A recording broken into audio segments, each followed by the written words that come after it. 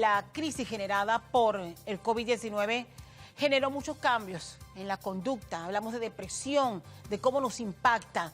Pero esta crisis, ¿cómo ha impactado a quienes apenas se estaban reponiendo? Quiero darle la más cordial bienvenida al licenciado Cristóbal Nieto. Él es psicólogo clínico quien nos acompaña a esta hora. Cristóbal, un placer tenerle con nosotros en nuestro informativo. Gracias por los minutos que nos vas a dedicar. Sobre todo, tendría que preguntarle para empezar, Cristóbal, ¿cómo nos pudiese estar impactando estas 4 semanas donde no solamente hemos tenido una crisis económica, sino que ha habido gente que ha quedado varada por días, atrapadas en cierres? Te escucho, Cristóbal, bienvenido. Hola. Sí, buenos días. Bueno, mucha gente viene vulnerable producto de la pandemia y lo que pasó en el 2020-2021. ¿Qué pasó? Mucha gente, nuevamente, a ver actividades donde la persona no sabe qué hacer, donde la persona tiene dificultades para poder organizar sus emociones, obviamente la gente queda en crisis. Y justamente en la crisis la gente no piensa de manera clara, usualmente piensa muy emocional, toma decisiones no adecuadas producto de la desesperación. Una cosa que se vio fue por lo menos el tema de los productos que no había, y mucha gente volvió a tener estas compras de urgencia para acaparar productos, obviamente por la desesperación.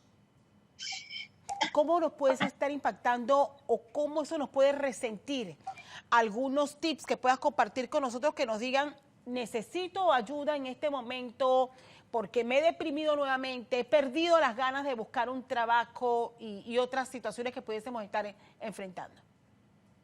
Sí, una cosa importante, no todo el mundo que está triste, no todo el mundo que está ansioso tiene un cuadro de ansiedad o depresión, pero mucha gente sí quedó con una vulnerabilidad después de la pandemia y con actividades como esta, por lo que ha pasado últimamente en estas semanas, mucha gente ha vuelto nuevamente con los síntomas de insomnio, con los síntomas de ansiedad, con los síntomas depresivos. Y una de las cosas que se observa en cuadros depresivos es la irritabilidad constante, la desmotivación, los problemas de concentración y memoria, y entonces mucha gente empezó a tener síntomas nuevamente acerca de temas emocionales, incluso temas graves.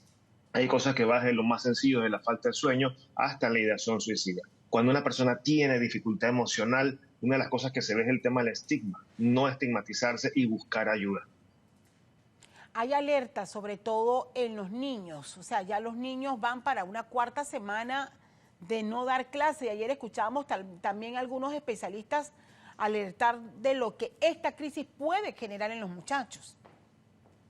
Sí, el cambio de comportamiento. Usualmente los temas emocionales en niños se ven diferentes a los temas adultos.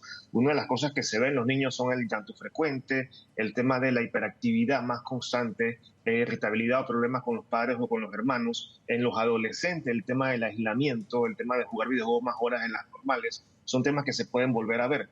A un adulto a veces le cuesta adaptarse a situaciones como esta, incluso a los niños a veces le cuesta más. ¿Por qué? Porque a veces el padre está ansioso, el padre está irritable y el niño no sabe cómo manejarlo, el niño copia el patrón del padre. Entonces ve el papá que está irritable, que el papá no tiene una conducta muy saludable a nivel emocional y el niño tiende a actuar en consonancia con esto. Entonces, obviamente, vemos niños que tienen comportamientos no adecuados e incluso tienen cuadros de ansiedad o cuadros adaptativos producto de la situación y los padres no saben cómo manejarlo. Uno de los síntomas que se pueden observar son esos miedos repentinos, estos niños que antes no se orinaban en la cama que empiezan a orinarse, o estos niños que simplemente bajan las notas o la desmotivación de poder participar en clases. Ese tipo de situaciones tenemos que observarlas. Se dio hace un par de años cuando la pandemia estaba activa y nuevamente se ha retomado de vuelta producto de la situación actual. ¿Sabe, Cristóbal, que con la incertidumbre que hemos respirado todos en las últimas semanas, yo he escuchado a varias personas decir: me está pasando lo mismo que cuando empezó la pandemia, que no puedo dormir, no logro dormir? Sí. ¿Qué recomendaciones hay para esas personas que están nuevamente resintiendo ese insomnio?